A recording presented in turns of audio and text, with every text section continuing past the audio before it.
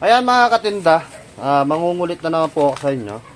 Dahil parating pa lang yung isang binili natin na na harness ng TMX 155. Ayan. TMX 155. Mura lang po ito, mumurahin lang. Kaso, para makasigurado, bibili po tayo na yung pricey. Yung medyo may kamahalan ng konti. Ito, mumurahin lang po kasi ito. Ngayon, pagkumparahin po natin kung alin po yung fake at hindi fake. Yan. Galing po ata Thailand po. Yan. Tapos ito, kararating lang kanina. Nabuksan ko na. Ano pangalan? Takasago. Yan. Ano din to?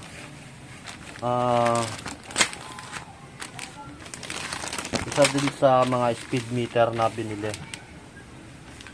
Speed cable. Ayan. Pang TMX 155. Asan na? Ayan. Ayan siya.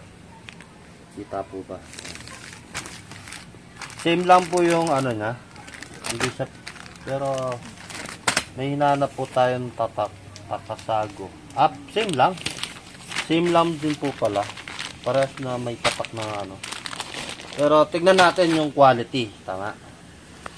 Kung alin yung magtatagal dito. Yan.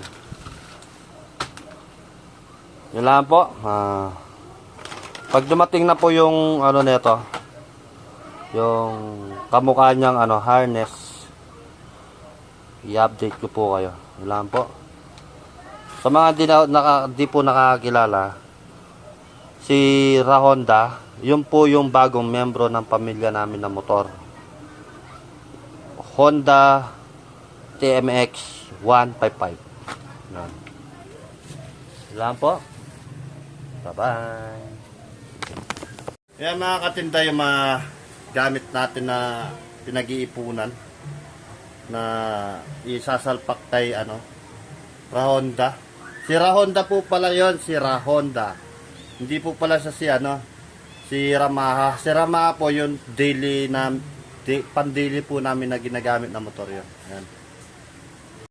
At ito po pala yung dating rim ni Rahonda. Ayan. Ayan. Itong mga rim na to, may pagbibigyan po tayo na tao. Ayan. Importante din po yung tao na yun.